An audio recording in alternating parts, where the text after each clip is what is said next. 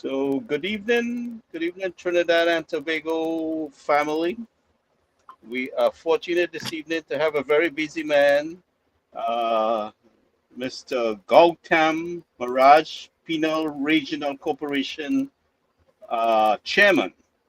And I invited Mr. Maharaj here to tell us what's happening in his corporation and the things that he is dealing with, the things that he's experiencing, the difficulties that he has been having uh, with finances and getting equipment and resources to deal with the issues there, which is a heavy flooded area that can be controlled. And it's just some work that has to be done that is not being taken care of. So, Mr. Miraj, I want to welcome you to UNC USA, and I deeply appreciate you taking the time. And if you can give us a breakdown of what's taking place in your corporation. Thank you very much. Thank you for having me. Yes, and you actually set the tone right. We 60% of the South Oropouche River Basin is the regional corporation. So we sit in 60% of the basin. So we are flood prone area. The likelihood of flooding is well known.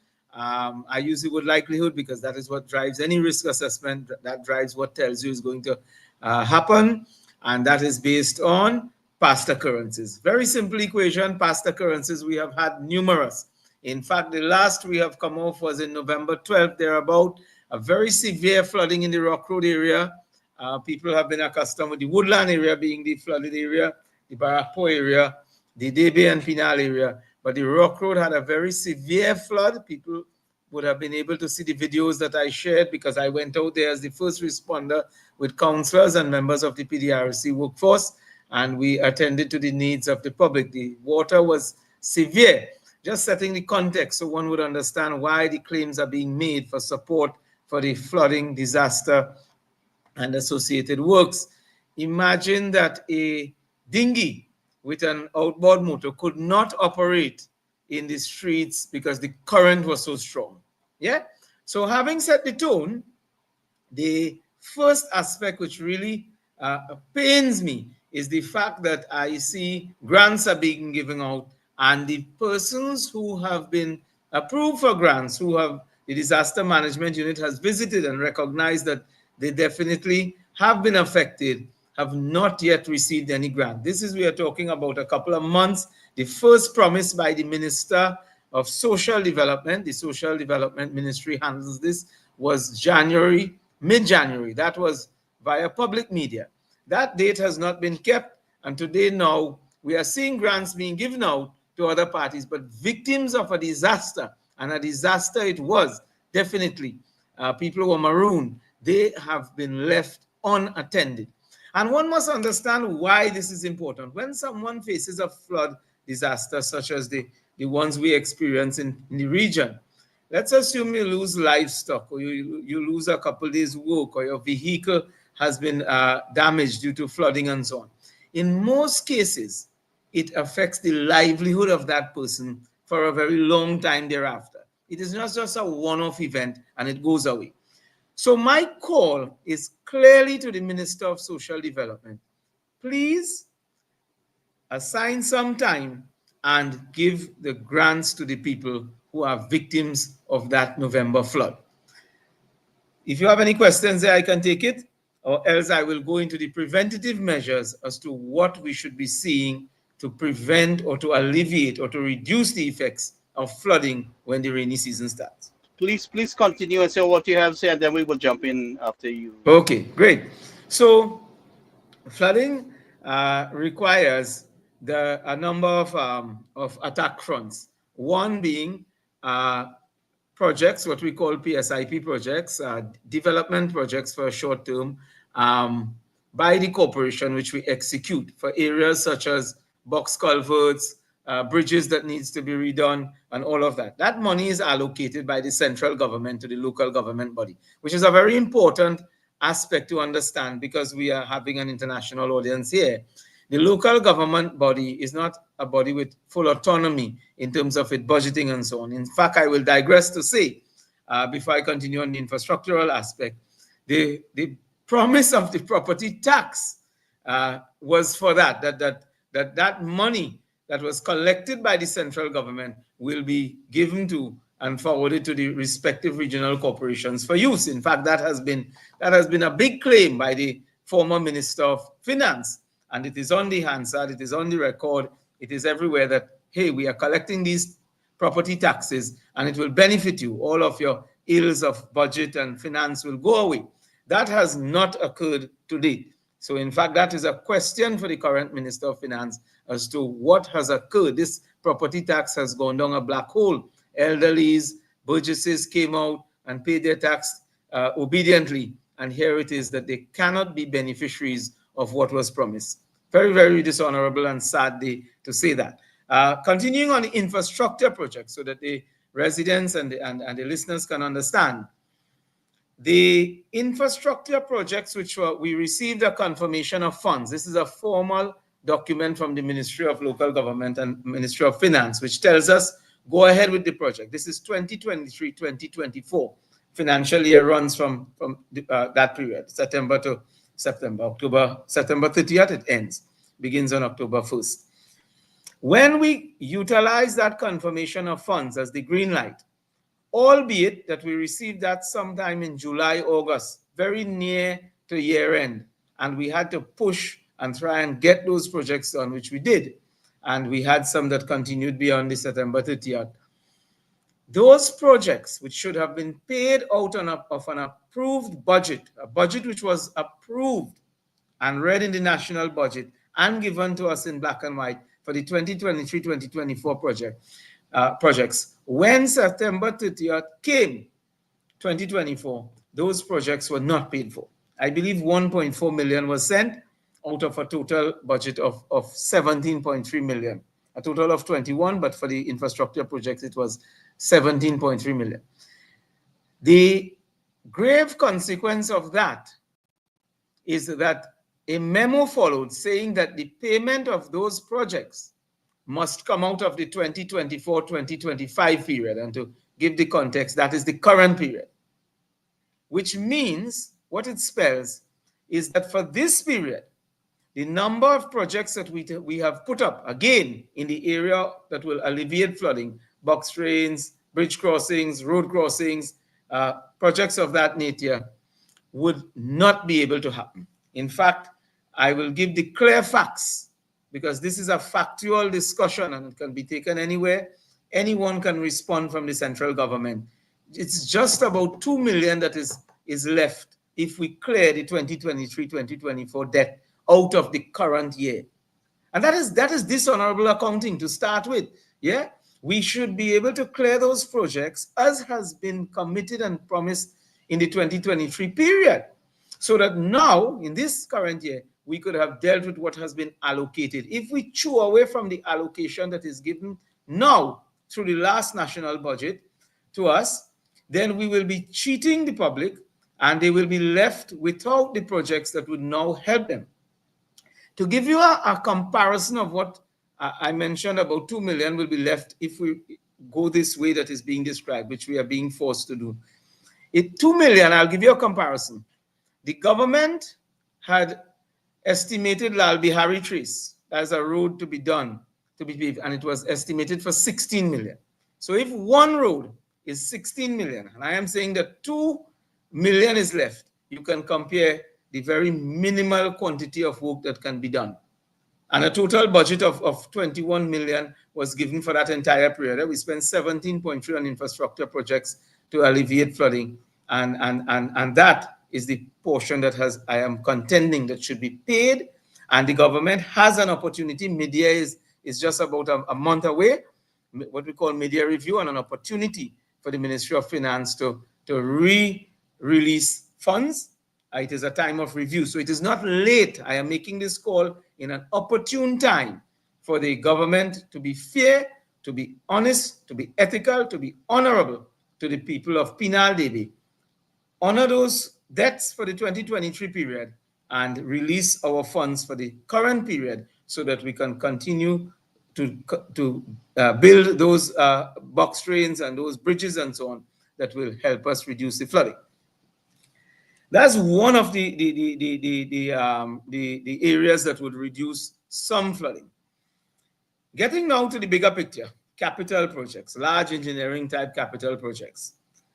A Latin American organization, CAF, has given to the government of the Republic of Trinidad and Tobago $10 million, US dollar, $10 million grant, and that has been assigned to the South Oropouche River Basin, for which we are thankful for because we undergo this severe flooding and disaster, and we would appreciate that that money be spent for what it's worth in bringing some resolution to flooding and flooding alleviation.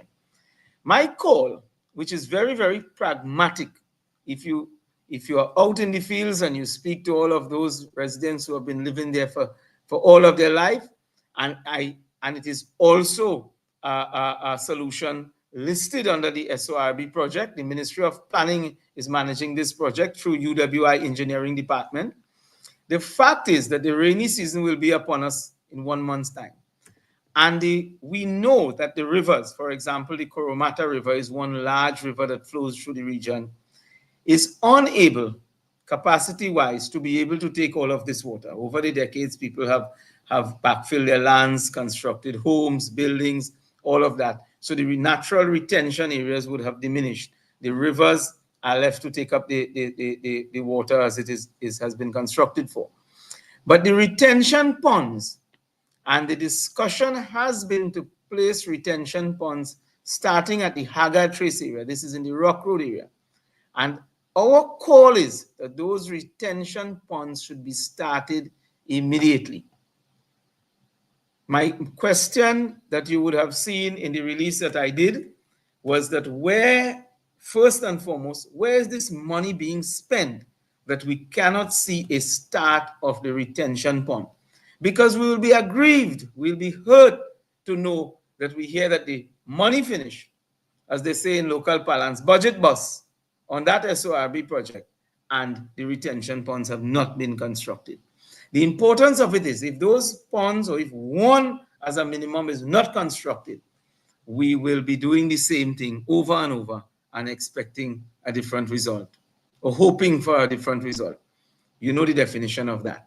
So therefore, in a very tangible way, in a very pragmatic way, in a resolution that would definitely bring some ease, the retention pond should be started immediately. And of course, there is need for hydrological studies and all of that. We appreciate that. But even if you speak to the persons there, they have sufficient tacit knowledge. They have sufficient history in the area to explain the water flows and the behaviors of the channels and so on. Together with this project has been launched in 2023, September, at the Debe High School. I remember it clearly. I attended. I was excited. There were many other stakeholder groups that were there. And if from then to now, studies have been in place, which what the update is that they have been conducting studies and all of that, I am certain there should be sufficient enough to utilize a quick and dirty approach and to get in there and begin construction of the dam construction. And there are so many spill-off benefits, may I add, that will also bring joy to the people of Rock Road and the other pipe-borne water-starved areas, because that water retention pond can now be used as a means of supplying the Pinal treatment plant to be able to now in turn provide potable drinking water to our burgesses, of which, as we speak, they are in despair in terms of water receipt through pipe-borne water. We have what we call the Water Authority has a 9 in 21-day schedule thing that is not working, so that trucking has to be supported. And I'm digressing a bit here just to explain the context. The Pinal Debe Regional Corporation is expected to receive a sum of money for water trucking, because there are 20,000 households without water connection, and there are WASA customers that do not have their bill up to date and so on, and they do not receive water from WASA, either through trucking or through whatever other means other than pipe-borne. And we take up that slack. And that money, this is entering now April, and that money for that water trucking has not been released as yet. If you add all of this, this is really a catastrophic situation. Flood is expected shortly. The requisite projects that are supposed to be started have not started. We are in the dry season. People are suffering from water. Of course, the repercussions are that there can be hygienic repercussions, a whole lot of things that can come out of that. We're not getting into that as yet. We want to stay on the part of the money and the projects that should start. Our call is for the release of that water trucking allocation. It's called allocation when it's done through the budget. And when it's released, you actually get the go-ahead. Water trucking so that we can help with the people who are out of water at this point in time. The retention pond to be started, and we will get a bit into the recurrent situation. I had called earlier on for the flood victims for that grant to be done. The recurrent money is allocated to the corporation for in-house work. That is where you see the teams come out and they do curb and slipper, box trains again, that sort of thing, right? That type of work. It is not high capital projects. It ranges in the order of, we will put for a particular project, maybe 150,000 TT, they're about to get it done. The allocation for the year is $750,000. If you divide that amongst 10 districts, that's 75,000. You have 800 streets in the region that we service. If you divide that, that's $937 per street for infrastructure projects. Okay, fine. Let's assume we accept that. That is okay. The fact is not okay, but I'm saying, listen on, that money has not been released as yet. And this is entering into April soon. It means that you'd miss the dry season, which is the construction period. You would enter into the rainy season. Again, you would have so many hardships to be able to execute projects. It's already a small sum. It should have been released already. So we'll help do the little needfuls, the small road crossings and so on that will help channel water and to get it into the main outfall and all of that. Unable to do it, money has not been released. Of course, I would like to set the context of the roads, because definitely coupled with all of this and the money management comes the issue of the roads. And roads here meaning bad roads. We have been set up, to use a local term. The government has requested of us for us to name some of the roads that are very bad, and that the secondary roads company, a state organization, a special purpose company as they call it, was set up to be able to take care of the road repairs. We submitted Lal Bihari Trace, which is in a real bad state, Barakpur Trace, another road that is in dire need of road repairs. Notwithstanding, we tried something on it with some oil sand and so on, but didn't have a complete proper finish. Diggity Link Road, Solomon Knox, Dumfries Road, all of those we put up. Those roads, the estimate have been done, the visits have been done, and then nothing was done to the roads. So we were left in no man's land. That is why I said we were set up, in the sense that we didn't have an allocation or a release for it. It was committed that the government gave a commitment that they will do it through the secondary roads company. The secondary roads company is now shut down, and we are left hanging in midair. Very, very, very difficult situation to be in terms of a service to our burgesses. Yeah? Lay it out, brother. You go ahead. Lay it out. Bring it all together. And the aspect of the releases with regards to labor is called short-term employment. We suffered a bit for that this year. We've recently had a small release, but I'll give you the impact. We have 2 excavators, small excavators, and our operators who come on short-term were unable to be brought on because we did not get that money in time. We have received it now, so we are out there every day, diligently clearing drains and all of that, even supporting the drains that belong to the Ministry of Works. We have recently, and for listeners, we have recently completed the Rock Road, Main Road in the area of the Cocoa. All of the roadside drains there, which belongs to the Ministry of Works. We did a partnership with them. We said we'll provide our material, come in, provide your supervision and so on. It's your asset. As I use the word asset, I'll touch on asset vesting. Not all of the rivers, not all of the drains belong to the Penal Bay Regional Corporation. Some belong to the Ministry of Agriculture, some belong to the Ministry of Works. This is under legal thing called asset vesting. In fact, no large rivers belong to the corporation. Corporation major focuses on state traces and roadside drains and all of that. So here we are supporting, and even for that full support to be full and proper, it is not being supported. This is information that the public needs to know, because there are usually many, many claims that confuse the public. One I will touch on. There's a term called virement, which we will hear government officials saying, but you could vire money. Virement has rules. So I spoke of the development projects. You cannot vire in or out of development project vote. Vote is the budgetary allocation receptacle. Yeah, that's where the money goes. You cannot vire. Virement is if you have money and for your internal management, you want to move some until you receive, yes, you can vire. But there is no virement solution. I stated categorically clear in a situation where you do not have money. So I've touched on the short-term employment release because that touches on the labor. Whilst we're dealing with flooding and all of that, there's a great interest in terms of persons getting on board to continue to do the manual drain cleaning and so on. We do that through the short-term employment. Approximately 500 persons visit us every month to sign that register.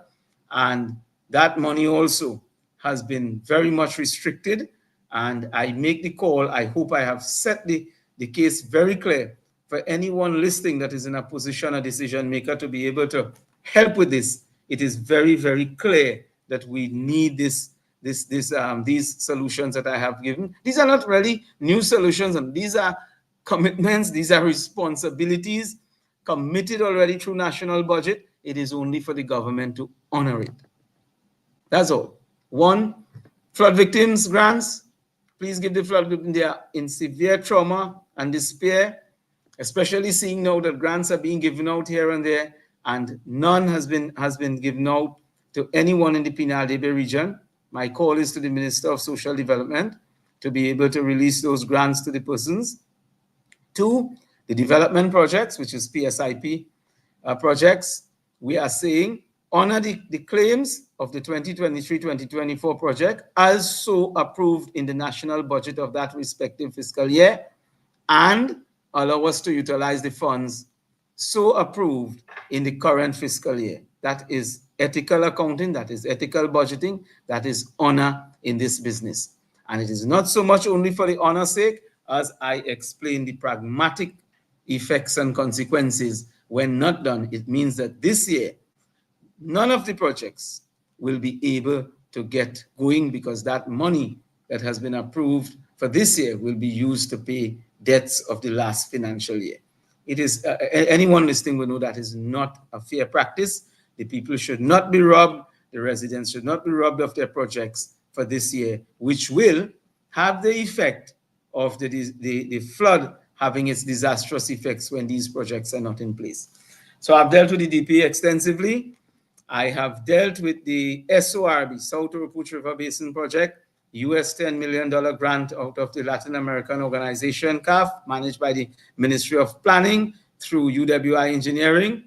My question is, where is the money being spent? Give a public account of it, and let us get the retention ponds started immediately. In fact, this is chorused by the public, and the public here, I mean those who are affected by floods, which is a significant part of the Penal-Debe region. So get those retention ponds going. On the recurrent, which is a much smaller budgetary allocation, and it should be greater. And I have not touched, let me just digress, I have not touched on land slips and so on as yet. We have applied for $10 million in land slips. We have not received anything. Late out. Go ahead. We have not received anything there at all. But keeping in line with flood, the recurrent project $750,000, which equates, as I said, to $937 per street in an 800 street region. It is 75,000 per district. Assuming we are satisfied with that, we are not, but just assuming we are satisfied, at least do the honorable thing and release it so that we can use it now. So it will be of benefit to us before the rain comes. Doesn't that make sense? That's simple common sense. Yeah. So those are very fair requests. These are not new requests. As I said before, these have been already agreed upon. The short-term labor money has already been agreed upon also through what is called allocation of the national budget to us.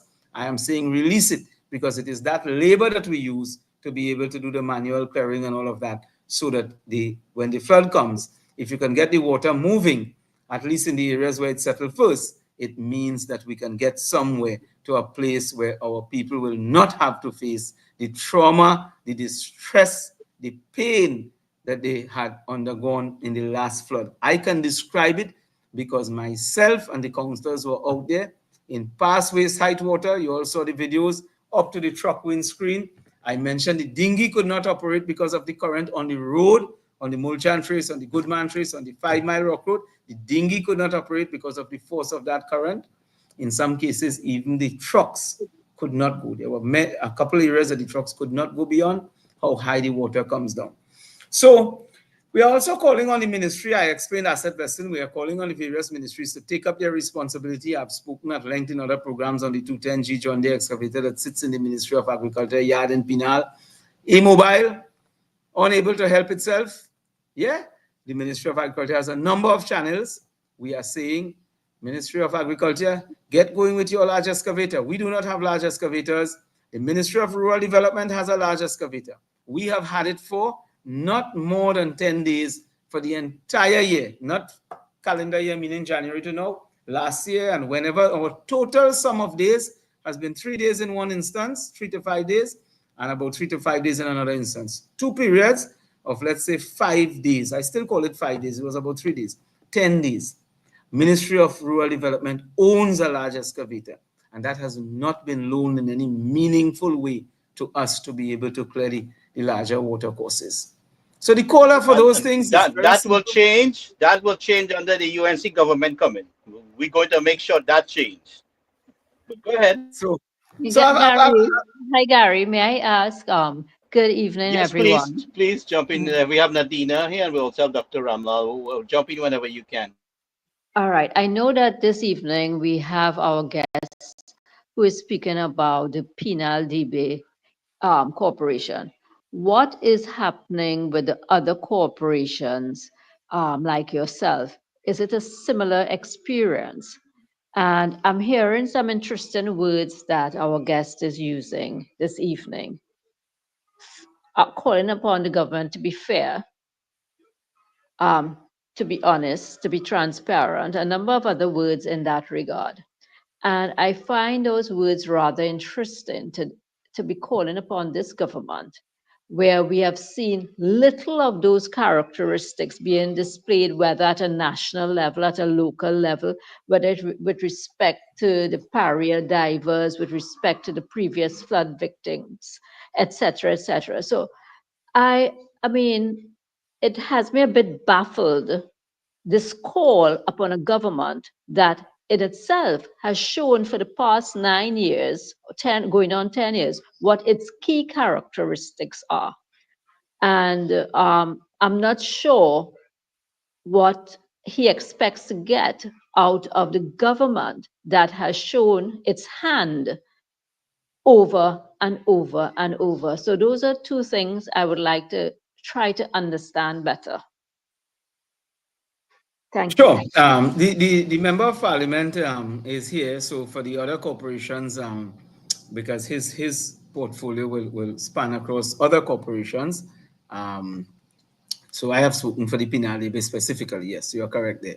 Um, the aspect of the expectation, I come on bended knees and with clasped hands, because our council cares for the people, and whatever it takes, whatever diplomacy it takes, whatever humility it takes, yes, I am doing it. I am aware, I agree with you of the history, and but we are doing all we can to be able to share, and that is why I have been so clinical and so specific. There are many other things I can share, but I did not cloud it, because those things impact on the lives and livelihood of people. And I think that any human being, irregardless of their history, and this is my thinking why I'm still making this call, is because irregardless of any human being history, they may soften up a little bit and understand that we cannot stomach, to use a local term, we cannot bear to see the people again undergo that plight, that pain, that trauma, that anguish, that fear. School children,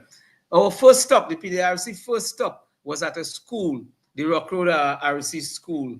I believe it was either the Rock Road Press, it was the Rock Road Presbyterian. We arrived there at 3 p.m. on that day, and we had to lift children up onto a dump truck, up onto the ladder. Some of them had not ever climbed the ladder before. You could understand the cries. They were there already late from their usual time of seeing their parents, seeing their grandparents. We had to get them to home one by one because they live in different areas. You could have imagined traversing those flood areas. When you think of that, would you like to see a repeat of that? So I am tugging at the heartstrings of the decision makers, the ministers. Yes, I hear your point that it has not happened in the past. We have not seen that historical characteristics that would say, yes, we can expect after I speak here today that it will happen. But nonetheless, I'll do all that I can do possibly to be able to get the attention of the government. And the good news is the people are signaling to me that they are prepared to do all that they need to do to be able to get the attention of the government, to be able to honor these claims, honor their responsibilities. Go ahead, Nadina. Thank you very much for that, and that's commendable. And I understand the need to make these pleas and so forth. But I look forward to either the minister or someone else explaining what is going on in the other corporations as well, and so that we get an idea of the breadth of this problem that's going across Trinidad and Tobago with respect not just to this particular corporation, but with respect to the lives of the people of Trinidad and Tobago, particularly in the rural communities. I think it's particularly in the UNC, how to say, jurisdictions that we are seeing these things, because I heard similar story. But yeah, go ahead, brother. You can respond. Yeah, okay. So, well, I have spoken for Pinalebe. I mean that is where our span of control is. As I said, the member of parliament is here. I would give way for him to speak on the other corporations, which he He has. will join us later, but you can continue. Okay.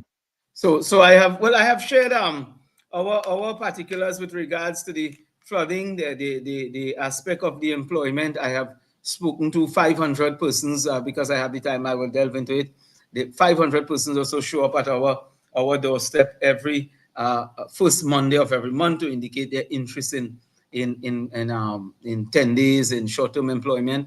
I must make the point because you are setting the tone of a national setting, that these persons have degrees and so on in some cases.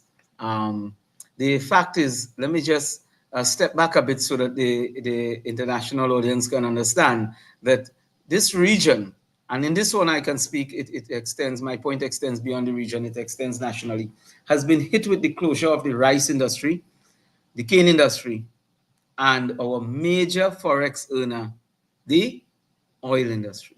The petroleum industry, the refining aspect of it, has had the ill-fated closure.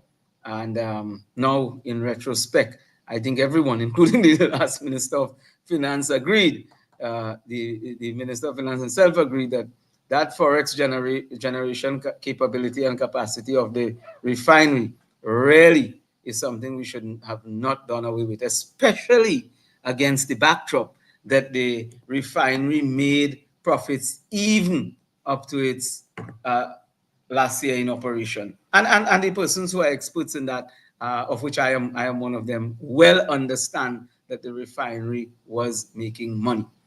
Of course, like any organization and any dynamic organization, there's continuous improvement that is required. There's trimming, there's getting lean and all of that. That does not mean that if the approach is to just shut down, then so many organizations across the world will just be shut down willy-nilly. The effect of that is where I'm getting at, though, is that one must understand, because one of the panel speakers there mentioned that they picked up on my tone along the ethics and the heart and mind topics. One must be able to understand and appreciate that many families have had to grapple with coping mechanisms that they would have hit them overnight.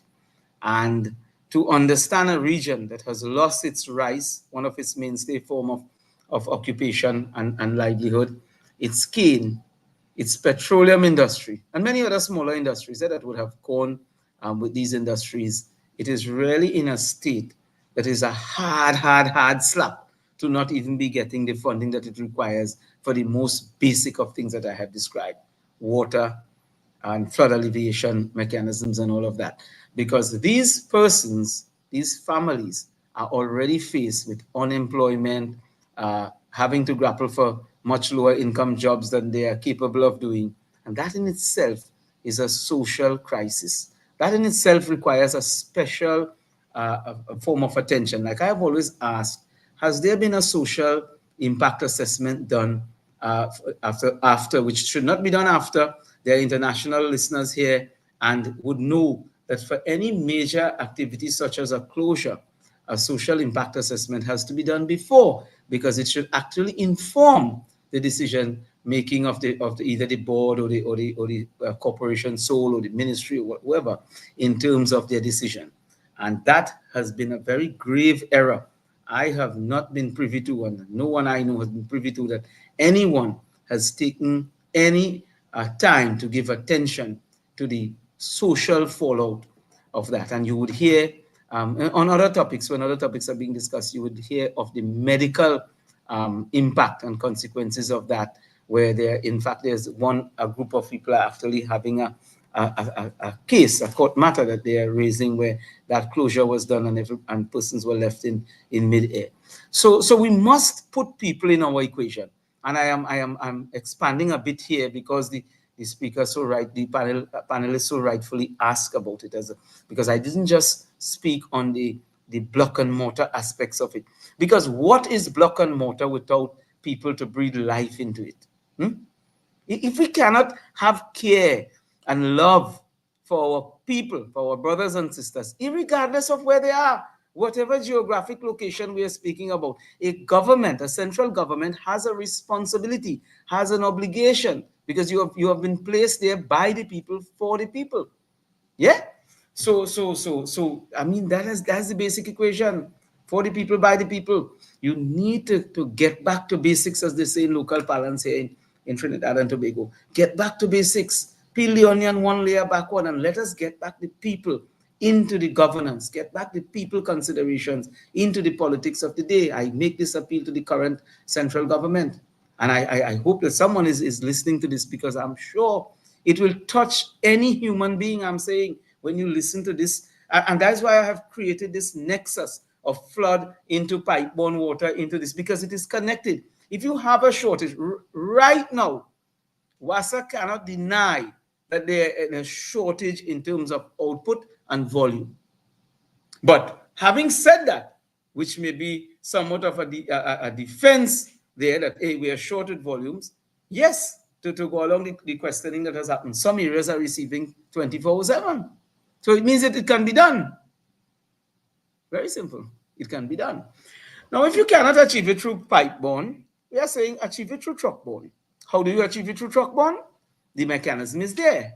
I have said that there is the allocation. The allocation has been approved already through the national budget for trucking. Contracted services is the correct technical term for water trucking to the PDRC.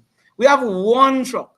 It is probably as old as may have been manufactured in World War I times, right? And that one truck has to service the number of households I mentioned. There's 20,000 households in the region thereabout that are without water, pipe-borne water that is registered with the WASA. But in addition to that, there's WASA customers that do not receive water, who have their bills in arrears and so on. Yeah, so we have to service them. We service some of the state organizations that are in distress, because we cannot leave police stations and so on without water. If there's an emergency in a school, we respond. And the fact is that it's tied in. Your people, our people, require their drinking water, their pipe-borne water, their potable water. So I'm saying release that money for the contracted services. We are in the height of the dry season. Let us get that done. I spoke of the labor. We need the short-term employment release so that we can take care of the rat baiting. What is short-term employment used for? It is used for, we are very accustomed, for the drain clearing, the rat baiting, the diner fogging, all of the other health matters that occur, the markets, the abattoirs, and all of that require this short-term worker. So when that short-term worker is not there because the money is not released, and I explained the case of the excavator that had to be done because, which is a really, really, really sad state that had to occur because of that short-term money not being released. The fact is that now you have more and more hurdles being developed that would contribute to the flood disaster. Rat baiting and so on are very important. We need, that is why because when you have a flooding situation after, you have the possibility of leptospirosis because of the spread of the contaminated water and all of that. The dynafogging is important because of the spread of the mosquito. We have had a stint where we had an elevated period of mosquito Aedes aegypti proliferation, population proliferation. So these are very factual things. This is not hearsay. This is, and I dealt with the issue of environment, that pie in the sky approach that is taken to hide behind to say, but you can via money. You cannot via money if you have no money. Can you make money out of zero? At one point in time, the minister had asked for a 50% cut. How can you cut 50%? And if there is not money, there is money that has not been released in a vote, nothing can take place with environment. And there are some votes that are governed legislatively where you cannot move money from. So I'm making that abundantly clear, should in case anyone be a smart guy to say that you can via. No, we cannot via. DP, the rule is clear. You cannot via in and out of DP. And for the other votes, you need to have money to be able to via. Right now, we are struggling. And someone asked the question of whether it's happening elsewhere and so on. As I said, the MP will speak for other corporations, but I'll let you know to say so that the listeners can understand the context. The worker men, that's the men with the mechanical brush cutters.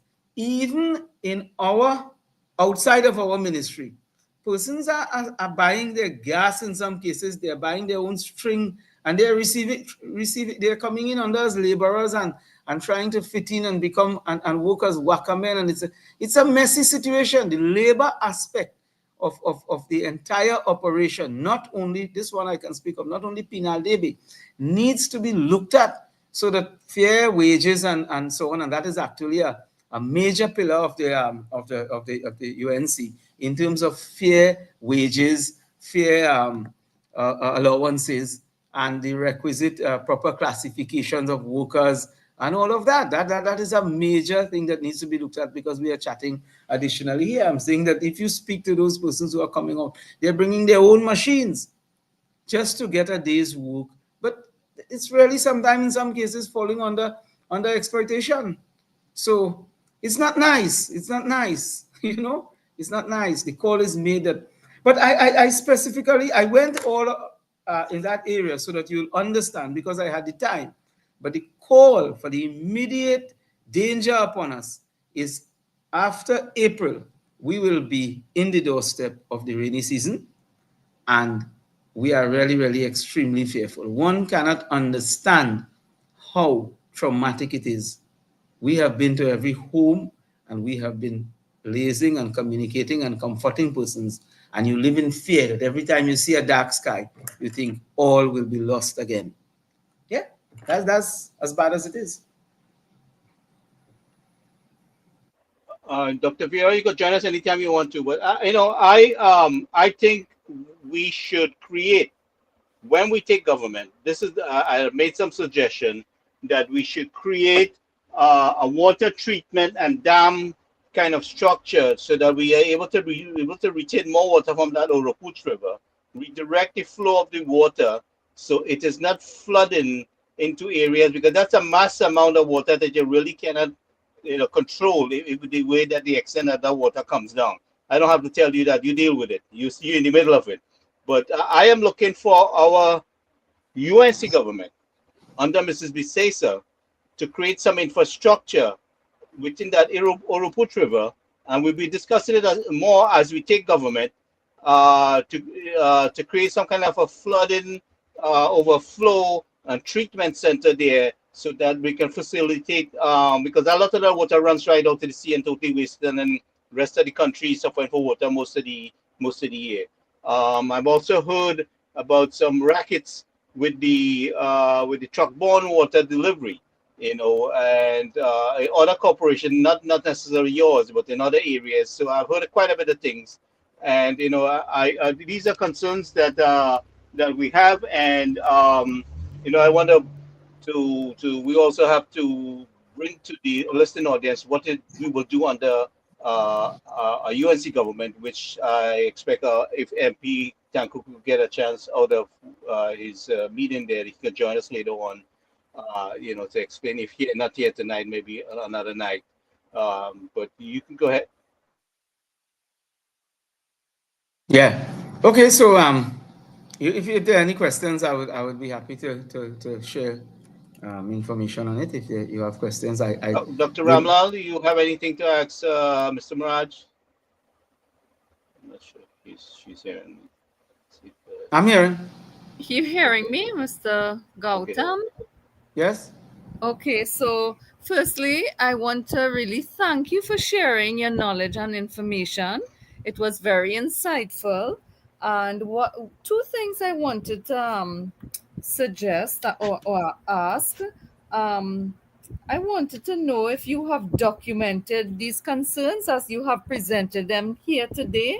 And if you have sent it, well, you are the chairman of the PDRC, right? Yes. Yes. So I was just wondering, if you would have documented these concerns and sent it directly to the minister. That would be Kazem Hussein, right?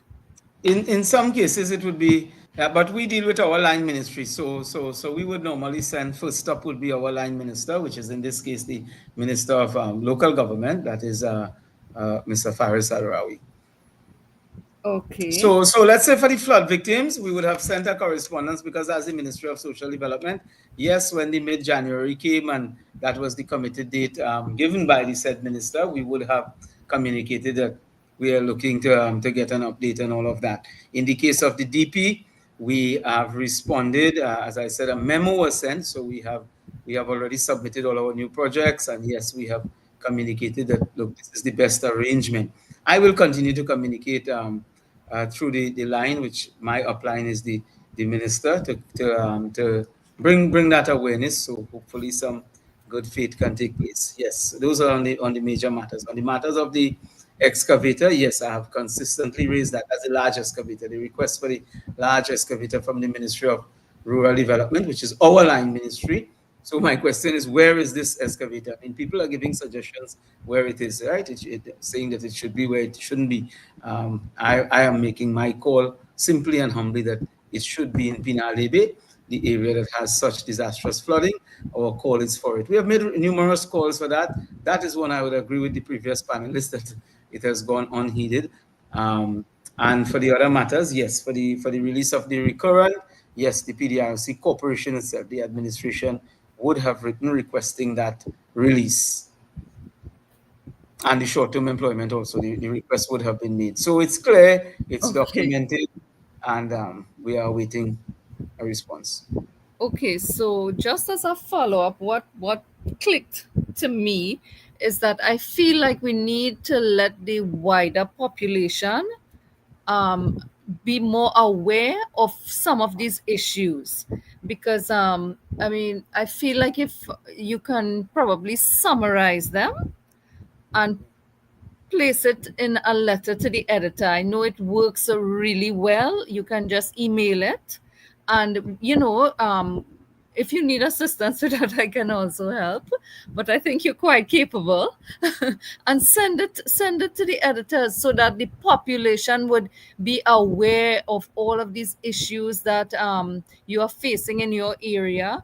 And as Gary and Nadina quite rightly pointed out, these are national issues. And if I could share just a personal interaction with my own sister, she lives in Central, and she was telling me that they are on a water scheduling system. And she was enlightening me. She said, well, it's almost the whole country. Now I live in St. Augustine, and I would not complain about the water system. But then again, we are on the tank system. So even if water goes, sometimes we would not be away. But in the same breath, I understand that the majority of the population is experiencing, major water issues. And I mean, in this day and age, it's I don't know, it's appalling to know that we have to tolerate this. Yeah, so just to be brief, I would say I would look out for that letter to the editor. Yes. And Yeah, let the population know so that when they're voting, these realities would influence their decision. Because I can tell you, I am on lots of chats and this national conversation chat, where we have lots of lecturers and so, and a lot of influential persons, and they talk, but they would not be aware, of these grave issues that you all are facing and fighting so hard for. And I mean, you're so articulate and knowledgeable. I really, really commend you for sharing. Yeah, so thank thank you. you. Yeah. Thank you, and thank you for the confidence you have stated in us. But I want to say that we take all help. So yes, we'll be reaching out to you. You definitely have ideas, and sometimes bringing together of the minds, a little huddle, always helps. So we'll take the help. We'll reach out to you. So, Dr. Fiora, I will share her contact with you. She's a part of my general election team, assisting the UNC on the ground. So, they'll be observing and doing their best to assist and provide what kind of support they can. But the letter to the international community is right here on UNC USA. And we are bringing it live and direct. And I am willing, anytime you on the field, and you could get someone to hold a device, your phone for you, while you narrate what's taking place. This is something I've been trying to get done for a while with some of our counselors, including yourself. I know I've seen you under so much pressure, dealing with the issues hands-on. I've seen it on Facebook. And I just want to reiterate my offer to you that this channel is available to you at your disposal in these Okay. situations. Because I want to bring the situation live and direct. Now, I, for myself, know, and I've seen it clearly, where our farmers in the Southland has been discriminated. All these things that, as far as I see, is directly constructed to suppress our people, because you see, we are perceived as non-governmental support, non-PNM supporters, and if we prosper, that's going to be an issue for the PNM.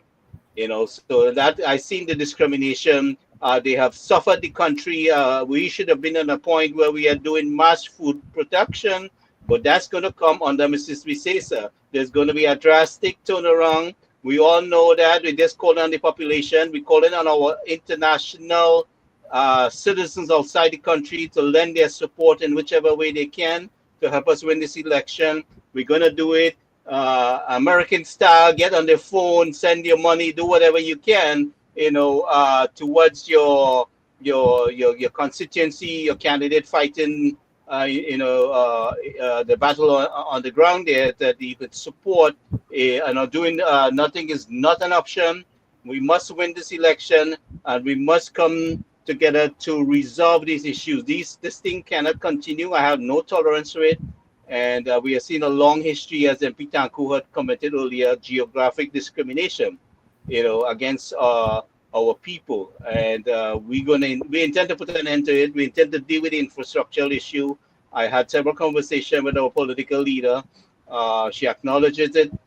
She invited a lot of us to make our contribution to the manifesto, and we've been doing so, as much as possible. So dealing with that water issue, creating water treatment plan within the vicinity, so you have more larger retention water storage area and treatment area. That Oropouche area can definitely use that, and we would have to create several retention ponds. It's the same thing with the Caroni and the Guadalcara River. There we have to deal with those things, and which we intend to. So I do thank you for taking the time for joining us, and go ahead and add anything that you want to take. I thank you very much for having us, for this medium being available. You did reach out to me prior, I believe, during the flooding period. Exactly. I really would have been so busy. I did not take up the opportunity, but I appreciate very much now being here in this channel. I see it as a very, very important medium to utilize. So yes, I will take up the offer, especially for the offer in the field. I am a lot in the field with many of the counselors they are out in the field, and we will share some snippets of our work with you. To the general public, I thank the general public for being very supportive. I recall during the flooding, the post-flooding period, and I wouldn't say post meaning very long after, even a day or two just after the flooding, there were several, snide remarks which could have amounted to or people even being ridiculed in the sense of being going through this traumatic experience, and remarks coming from ministers and so on. The fact is, the public stood with us. They stood with PDRC.